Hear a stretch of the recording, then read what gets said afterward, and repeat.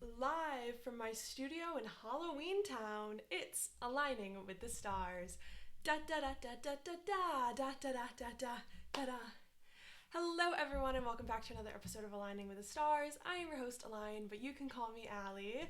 Happy Halloween, everyone. My real Halloween costume is Elphaba from Wicked, but because I was dressed as her last week, I put together a last minute costume and I am going out with some friends tonight, so Miss Cheetah or Leopard, I don't know the difference. I'll have to look that up so people don't yell at me tonight. I enjoyed this episode, yes. But coming off of Wicked Night, it was so hard. Like, that was probably the best episode of Dancing with the Stars I've ever seen. So then to go into this night, like, it just didn't wow me as much, so it was hard. Like, my expectations were so high and I didn't feel like they were met. I was bummed that we didn't get an opening number. I know they don't do that all the time, but with the Wicked opening number, it was so good. I did like the little bit that they did in the beginning with the murder mystery, and they're like, was it Alex with the spray tan machine? I thought that was cute. You know, they used all of their dancing props that they're very acquainted with now. We also welcomed back two-time Mirrorball champion Cheryl Burke. She was a guest judge this week. I did feel like some of her comments were out of bitterness from when she was a pro. Like, when she was a pro, some of the stuff that they're doing now would not fly. And we'll get to that a little bit when we talk about Alex and Val's dance. So I feel like she was kind of taking a little bit of that anger out on her scoring. Like, just because you couldn't do it doesn't mean that they're not doing it now. So, like, look past that and score accurately, please, Cheryl. And I was so devastated that we didn't get to see Elaine fully dance this week. I'd watched it like 30 minutes behind, and I opened up my phone and I saw that she was in the hospital, and I was like, oh my god, is she dropping out? Because if you can't tell, Elaine is one of my favorites. I've loved this journey. I love watching her dance, so I would have been absolutely heartbroken if she had to leave the competition early because of an injury. I'm glad that they're still here. My poor boy Alan looked so scared throughout that whole episode, but luckily they're gonna dance again next week. Hopefully she comes back really strong. She had great momentum from Wicked, so I would hate to see that all get ruined because of her injury. Fingers crossed. By sending my love to you, Elaine. Can't wait to see you back in the ballroom. And also with this episode, I feel like there's been so much negativity recently in Dancing with the Stars, which is crazy. Like, it's just a ballroom competition show, but every time I open up TikTok, there's some new conspiracy. There's all these people like hating on certain stars, hating on certain pros, and this week that was really prevalent. So it was hard for me to like fully get in and enjoy this week.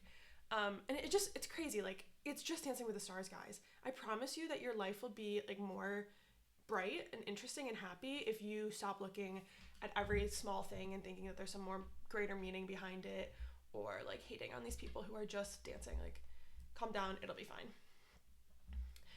Okay, first we saw Whitney and Mark, and they did a jazz to brain stew. They received 3 9s and a 10 for a total score of 37.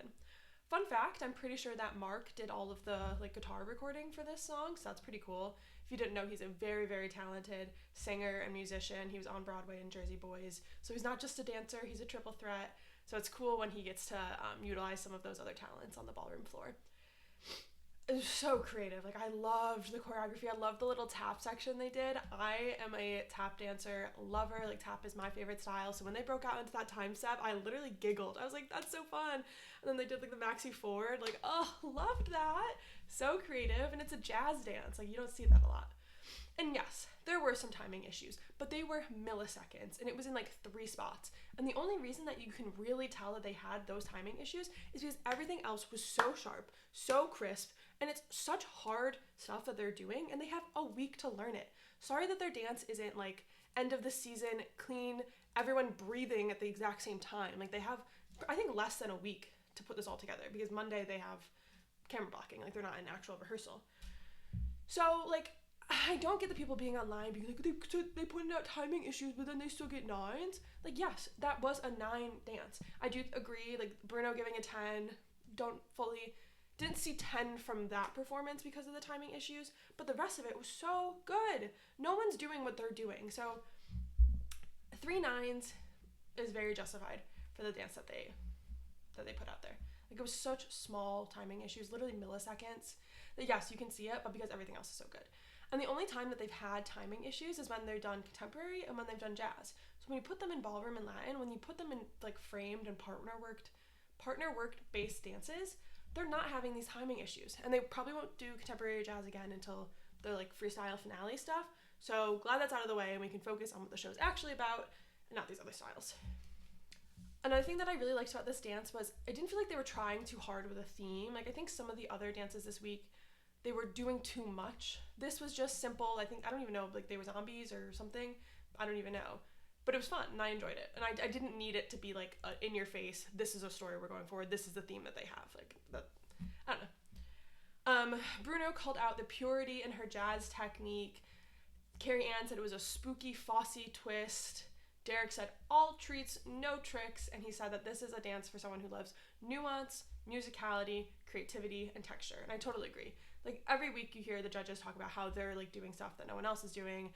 It's challenging, it's nuanced. I loved, Derek said texture, and I really love that word for them because they're hitting all of the moments. They're not just doing yes, yes, yes, yes, yes, or smooth, smooth, smooth. It's a mix of everything. And they're really filling up all of their movement.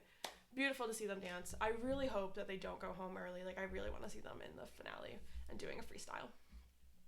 After that, Jordan and Ezra went and they did a contemporary dance to Elastic Heart. They received a 9, 2 8s, and a 9 for a total score of 34. This might be controversial, but I didn't really love this dance. I agree with the judges when they saying that like the prop kind of took away from it and got in the way a bit. And Derek said it felt a little, I think it was unrealized, and I agree with that. I kept waiting for more, for this bigger moment to happen. I didn't feel like that was coming from them. I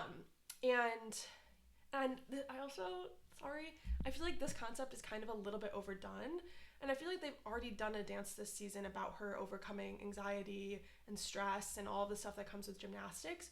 So I would have loved to see them take this dance in a different route. You know, I would have loved to see them do a lot more with this dance. It's Elastic Heart. They're doing contemporary. She's a gymnast. They could have done all these cool, like, tricks and, you know, playing on the elasticity of it all. So, I don't know. This wasn't what I was expecting from them, and I didn't love it. And I think the scores are fair. I know that Whitney Carson, pro dancer Whitney and Val, like, made faces and they really revealed the 8s. But, I don't know. Just, it wasn't their best dance. Because they did come out so strong and they've been at the top, not top, but they've been in the top couples every week. When they have a dance that's not as strong as the one before, it's gonna score lower. Like if this was like a week 3 dance, it'd be crazy. Everyone would love it. But it's week, I don't even know what week it is at this point. 6, 7, 8, I don't know. But we're halfway through the competition, so more than halfway. Like it just needed more. And I think they'll do more next week when they get back into non-jazz contemporary. Next up, we have Andy and Emma, and they did a paso doble to Beethoven Symphony No. 5, I believe, and they received 4 7s for a total score of 28. Andy lives to see another week. He made it through Halloween night. Crazy. This dance was all right.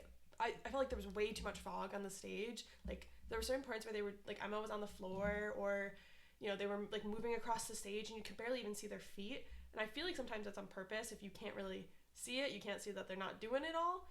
But yeah, it was kind of distracting during the dance. I just like didn't really feel totally the paso energy from Andy. I feel like it's supposed to be very, I don't know if this is true, but I feel like the man is supposed to be more showcased during a paso and more in control. And I don't feel, he doesn't have that leading man aura to him. Like he's there and Emma's dancing and he is there along for the ride. So that's kind of something that he really needs to work on. But there was pretty solid paso content. I was bummed that we didn't see knee walks, but I was not expecting that from Andy. It would have been really crazy if he got all the way down there, slid across the floor, and got back up. That would have been mind-blowing. That would have gotten an 8 from me if he put that in there.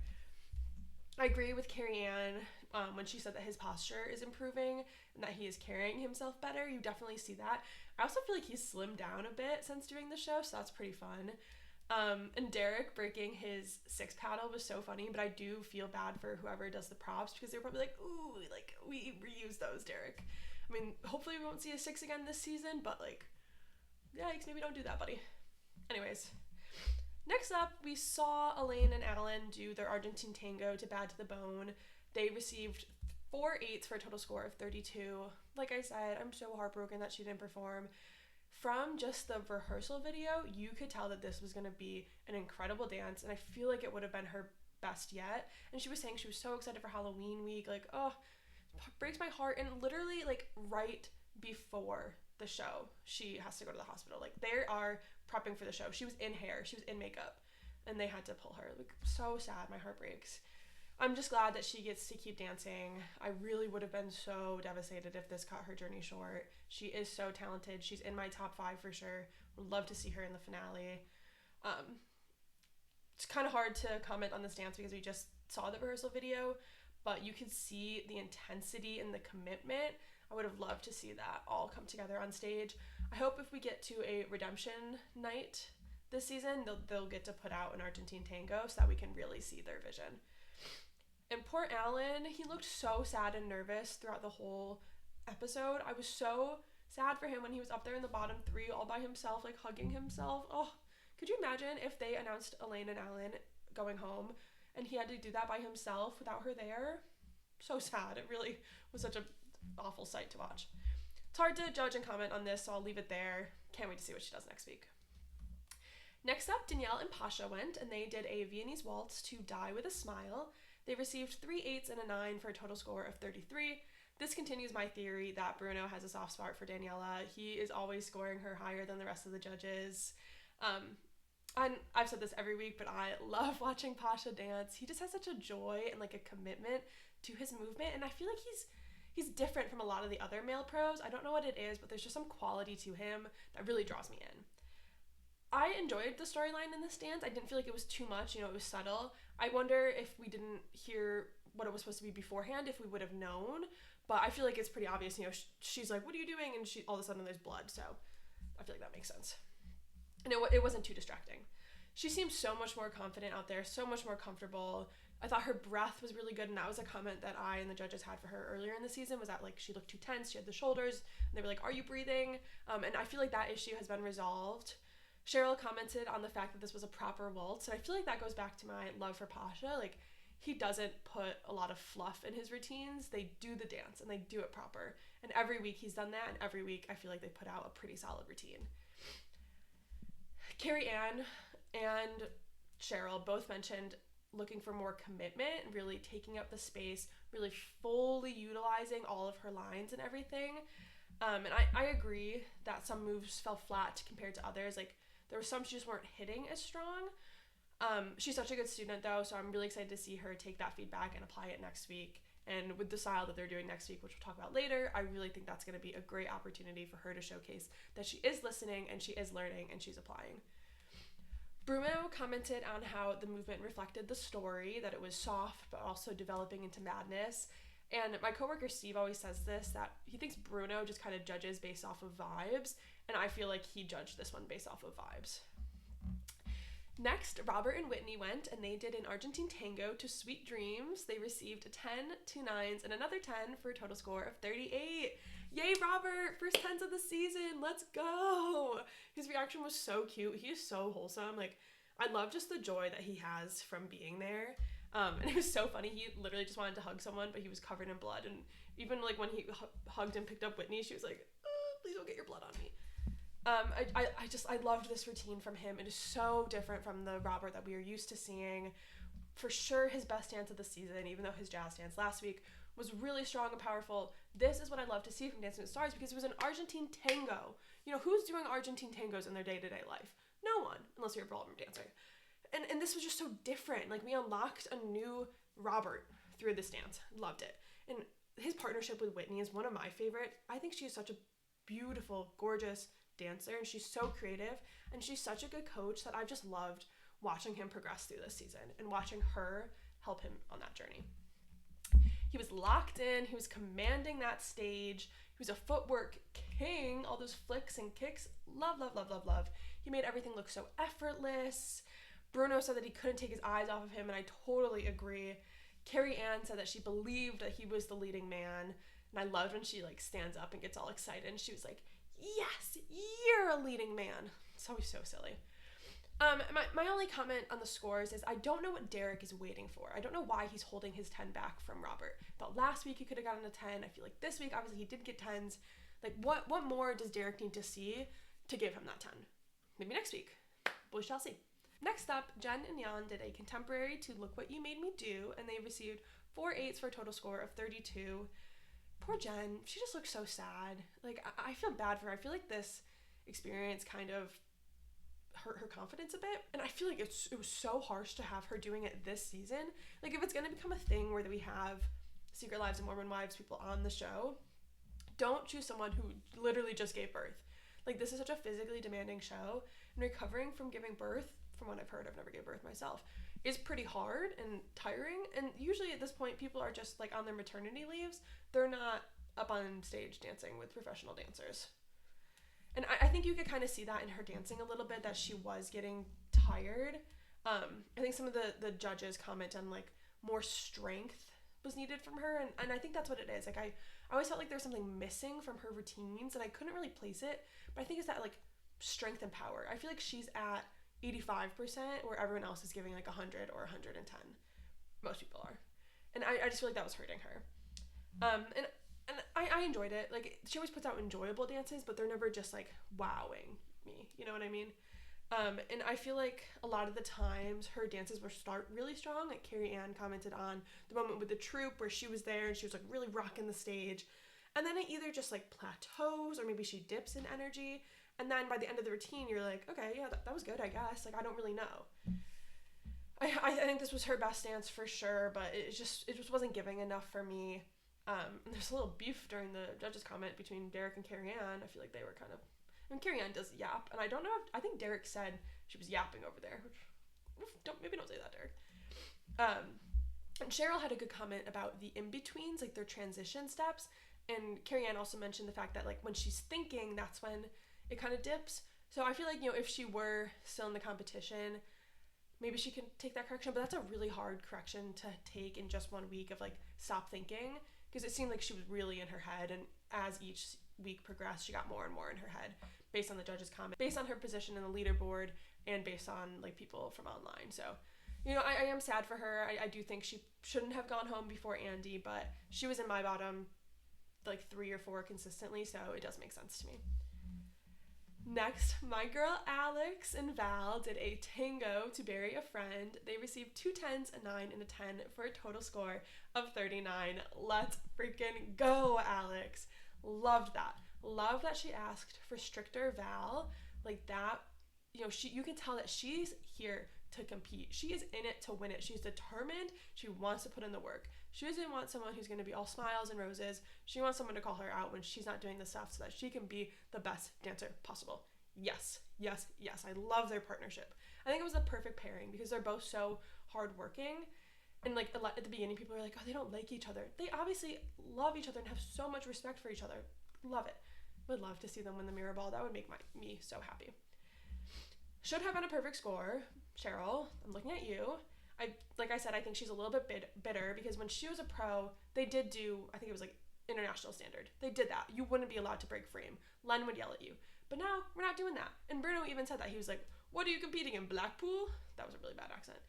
But like that's not what we're looking for here. And if you're going to be a guest judge, you can't take off points for stuff that doesn't apply anymore. And even Derek gave it a 10. This was Derek's first and only 10 of the season. And then you're going to sit there and hold up a 9? Miss me with that. Miss me with that.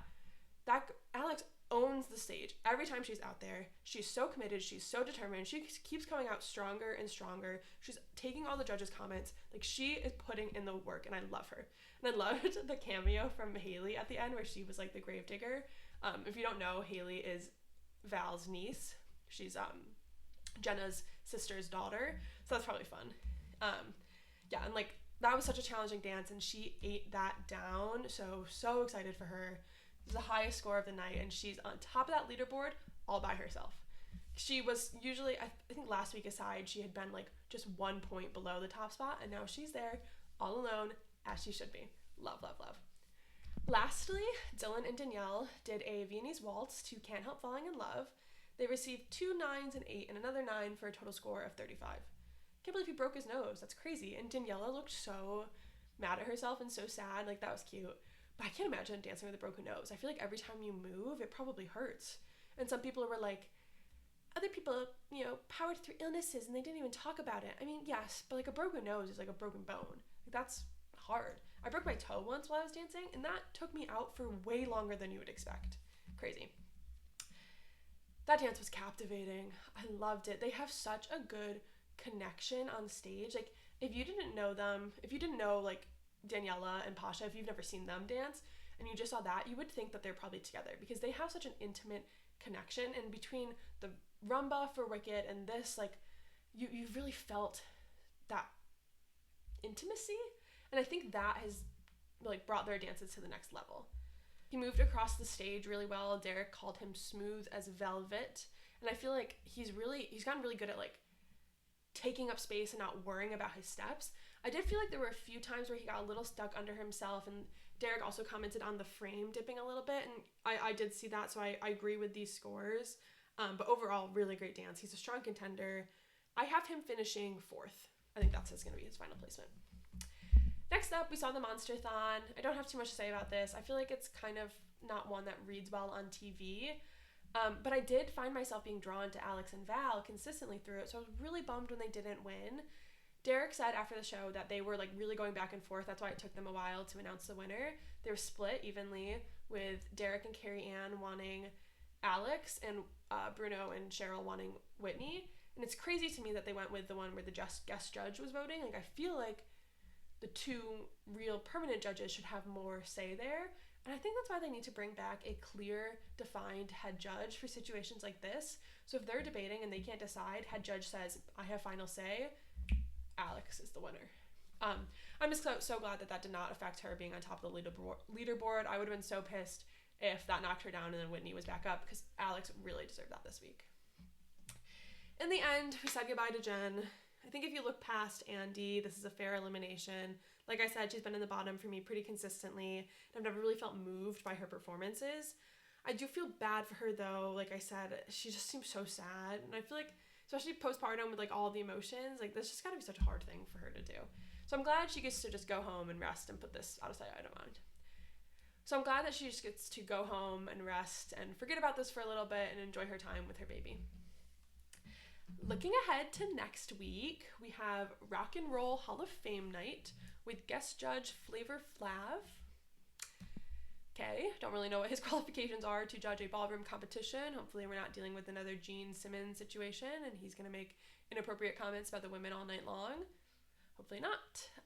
And I feel like going back to Disney night, they've been really killing it with the themes. They had Disney, Dedication, Wicked, Halloween, and now, like, I don't know, I don't really feel the need for a Rock and Roll Hall of Fame night. It doesn't move me.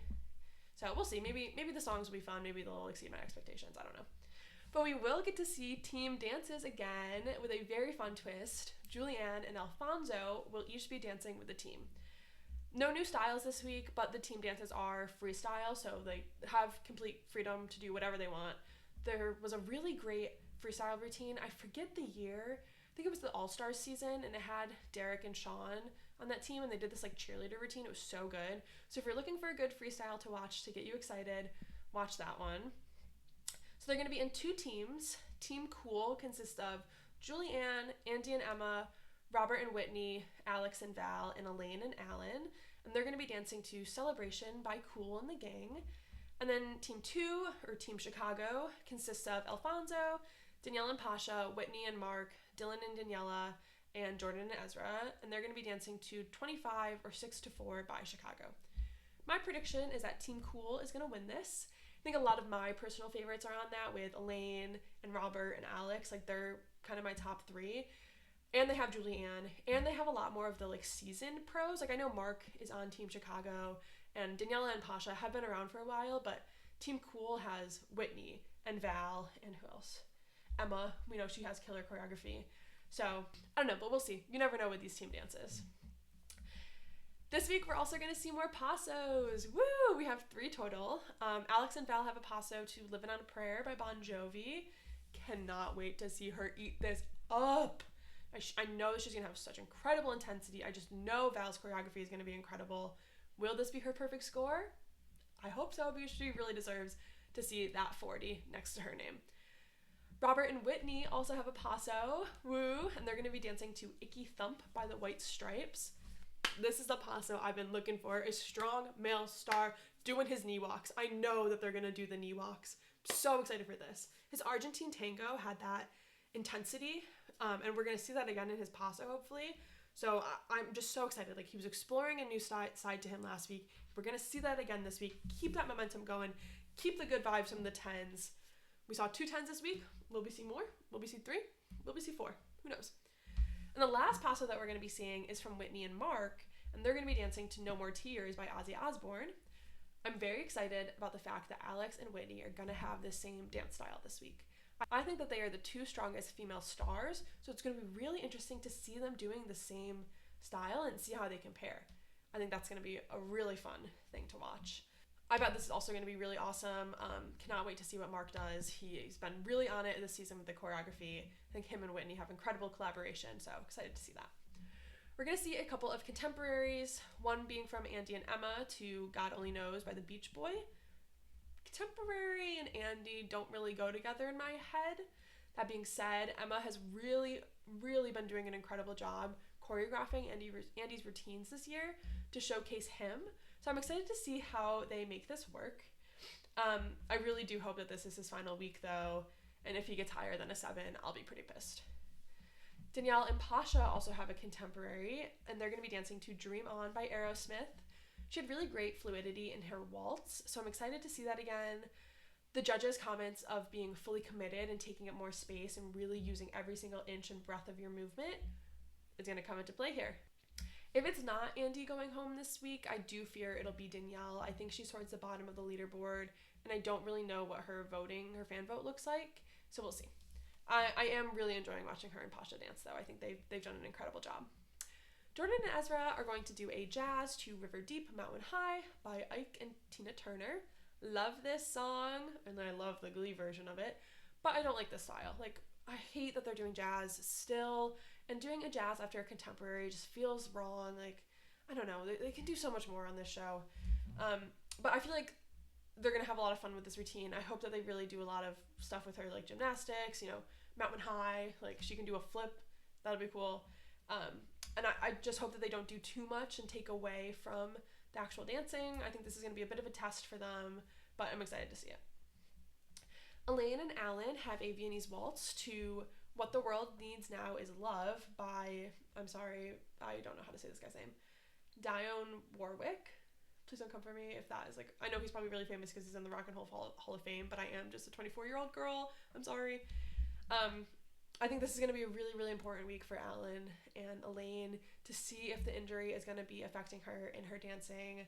If she can power through, though, I think this is going to be really beautiful, and I would love to see her get a 10. I am literally going to sob when I see them hold up the 10 paddle for her. And I know that, like, her and Alan, too, are going to be really emotional. It's going to make me more emotional. It's going to be a beautiful moment, and I would love to see that this week because I think we were robbed of it last week. Lastly, we're going to see a jive from Dylan and Daniela, and they're going to be dancing to I'm Still Standing by Elton John, which is really fun because Bruno was actually in the music video for that. We haven't seen a jive since week 5, which is crazy, and this will only be the 6th jive of the competition. And there was like a bunch of, or I guess it was just the one jive week 1. So I'm excited to see that because I love a good jive. And their last fast-paced dance was the quick step in week 4. So it'll be nice to see them get a break from these like slow dances because people have been complaining that his dances are boring or it looks like he's not doing much. But it's just because they've been doing like slow in-frame ballroom routines where it's less about doing flashy moves for the man and more about being the leading man. And because he's so good at that, you can't really tell that what he's doing is impressive from like a untrained eye. Not that I'm really a trained eye, but like they see, the female stars doing like all these tricks and all this fun stuff, and they look at like Dylan and they're like, he's just standing there, but he's not. He's doing a lot more. It's just hard to see. So I'm excited for this drive where he can show people that he's not just a tree standing there. So that brings us to the end of our episode. Can't wait to see you guys next week where we talk about Rock and Roll Hall of Fame. We'll see what costume I have for that. But in the meantime, make sure to like, subscribe, and hit that bell so you don't miss the next one.